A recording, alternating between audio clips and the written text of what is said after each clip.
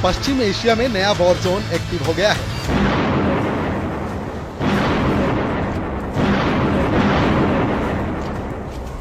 बमबारी शुरू हो चुकी है। फौजें एक दूसरे के खिलाफ युद्ध के लिए तैयार हैं। एक तरफ इजराइल है तो दूसरी तरफ जुलानी का सीरिया, जिसके ऊपर तुर्की का भी हाथ है और सऊदी अरब का भी साथ है। सीरिया की सड़कों पर इजराइल के खिलाफ नारेबाजी हो रही है। नेतन्याहू को धमकी दी जा रही है कि सीरिया की जमीन से इजराइल हट जाए, नहीं तो इजराइल को सबक सिखाया जाएगा। इस वक्त सीरिया में 3 जगहों की बुनियाद रखी जा रही है। पहला है ग्रेटर इजराइल, जो नेतन्याहू बनाना चाहते हैं। दूसरा है ऑटोमन साम्राज्य, जो एर्दोआन का ख्वाब है। और तीसरा है ग्रेटर अरब, जो जुलानी का जुनून माना जा रहा है।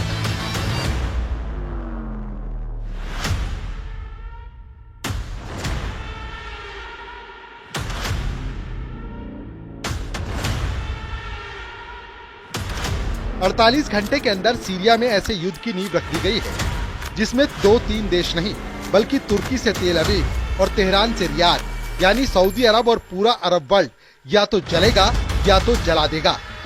48 घंटे के अंदर क्या क्या हुआ, इसे बहुत गौर से समझिएगा, क्योंकि युद्ध में गाजा और लेबनान के धमाके छोटे पड़ जाएंगे। यही सबसे बड़ा डर सता रहा है। सबसे पहले नेतन्याहू ने कहा कि वो दक्षिण सीरिया में कोई और फौज बर्दाश्त नहीं करेंगे, यानी राजधानी दमिश्क तक बफर जोन बनाएंगे। इसके बाद सीरिया में जुलानी की हुकूमत में पहली बार इजराइल के खिलाफ लोग सड़कों पर आ गए, यानी मैसेज साफ है, इजराइल को सीरिया छोड़ना होगा। इसके बाद तुर्की के विदेश मंत्री हकान फिदान ने कहा कि इजराइल का विस्तारवादी एजेंडा नेतन्याहू के लिए आत्मघाती साबित होगा। वहीं तुर्की के विदेश मंत्री हकान फिदान ने कहा है, नेतन्याहू सरकार को ये आत्मघाती नीतियां छोड़ देनी चाहिए। अंतर्राष्ट्रीय समुदाय को फौरन दबाव डालना चाहिए।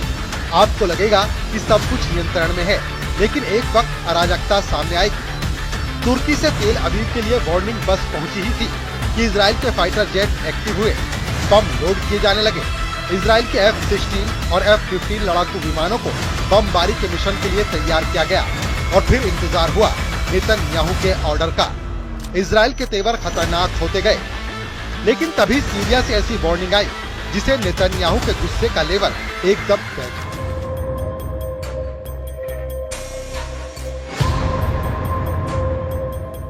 जिसने नेतन्याहू के गुस्से का लेवल एकदम से बढ़ा दिया। नेतन्याहू बहुत गुस्से में हैं। राजधानी दमिश्क में जब नेशनल डायलॉग समिट हो रही थी और हैया तहरीर अल शाम यानी HTS का बॉस अबू मोहम्मद अल जुलानी सामने सूट बूट में बैठा था, तब नेतन्याहू को आंख दिखाने वाली धमकी सामने उस मंच से दी गई जिस पर पूरी दुनिया की नजर थी।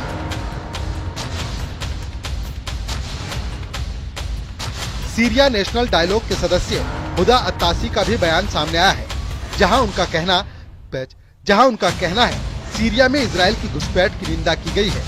जहां उनका कहना सीरिया में इजराइल की घुसपैठ की निंदा की गई है। इसे सीरिया की संप्रभुता का बड़ा उल्लंघन बताया गया है। इजराइल फौरन वापस लौटे। हम इजराइल के प्रधानमंत्री की भड़काने वाली बातों को खारिज करते हैं। अंतर्राष्ट्रीय समुदाय को दबाव बनाकर इजराइल के हमले रोकने चाहिए। साफ है, सीरिया में इजराइल को लेकर जो मूड सड़कों पर है, वही तेवर अब जुलानी सरकार दिखा रही है। ये मैसेज इजराइल बहुत जल्दी पहुंचा।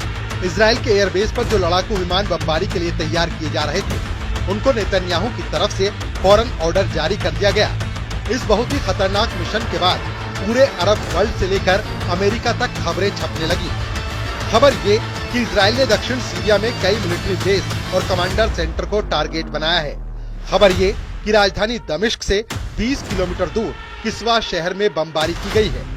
खबर ये कि इजराइल बता रहा है कि अगर HTS और उसके लीडर जुलानी ने दक्षिण सीरिया में कदम रखा तो इजराइल बर्दाश्त नहीं करेगा। UN महासचिव के प्रवक्ता का कहना है कि हमें इजराइल द्वारा सीरिया की संप्रभुता और क्षेत्रीय अखंडता के लगातार उल्लंघन और 1974 के समझौते को तोड़ने पर फिक्र है। अंतर्राष्ट्रीय कानून का सम्मान किया जाना चाहिए। सीरिया में जुलानी की एंट्री के बाद से नेतन्याहू बहुत ज्यादा जोश में है, लेकिन चाहे गोलान के पहाड़ हो या फिर शेख का पहाड़, इन दोनों जगहों पर इजराइल का पहुंचना और फिर पूरे दक्षिण सीरिया तक अपने मार्कावा टैंक दौड़ाने वाला इरादा नेतन्याहू का बड़ा प्लान बताया जा रहा है। ये ऐसा प्लान है जिसे लेकर तुर्की में खतरे की घंटी बज रही है। क्या ये ग्रेटर इजराइल बनाम ऑटोमन साम्राज्य की टक्कर है? क्या इजराइल और तुर्की अब एक दूसरे से सीरिया को लेकर बहुत बड़ा युद्ध करने की तैयारी में लगे हैं?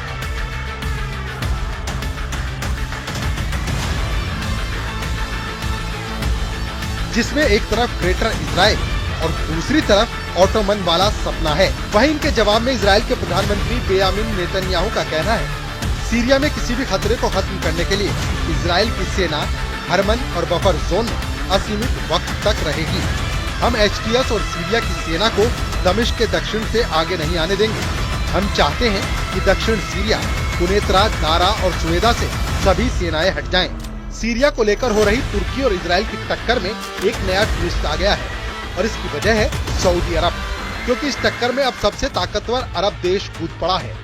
सऊदी अरब के क्राउन प्रिंस मोहम्मद बिन सलमान ग्रेटर इजराइल और ओटोमन साम्राज्य वाली तकरार को समझ गए हैं। सऊदी अरब ने सीरिया में इजराइल की बमबारी को लेकर क्या कहा, बहुत गौर से देखिए।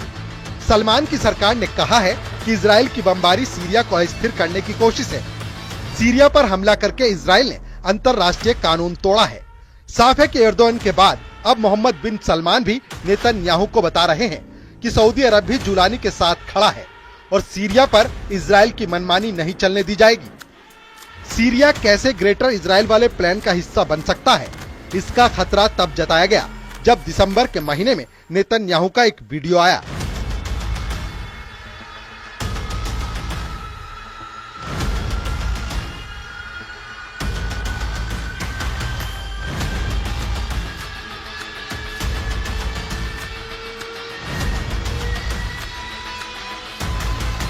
हेलीकॉप्टर से उतरने के बाद नेतन्याहू उस पहाड़ पर पहुंचते हैं जिसको कहा जाता है जबल अल शेख, यानी शेख का पहाड़।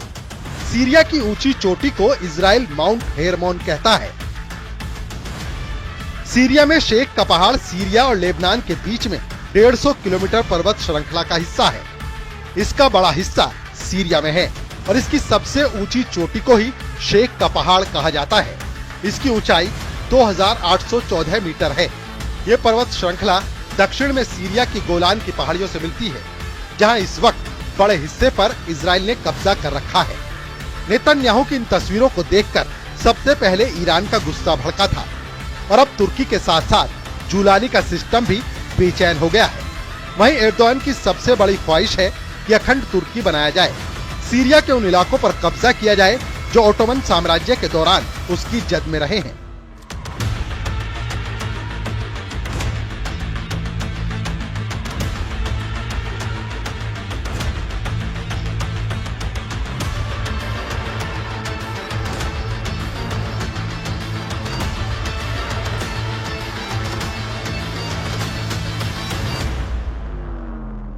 इसमें सीरिया के इदलिब, अलेप्पो, दमिश्क और रक्का जैसे शहर हैं, जिन पर एर्दोगन की नजरें गड़ी हुई हैं।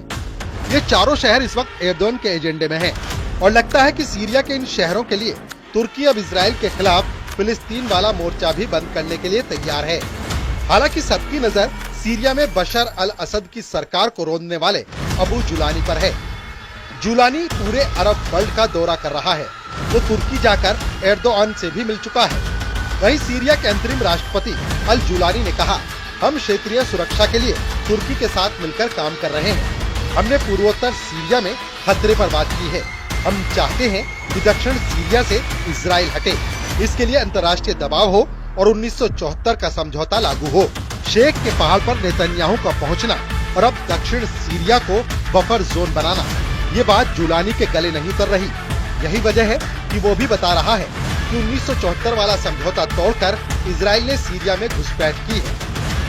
हालांकि नेतन्याहू अब ऐसे किसी भी करार को खारिज कर रहे हैं, क्योंकि बशर अल असद अब सीरिया की सत्ता से बाहर किए जा चुके हैं।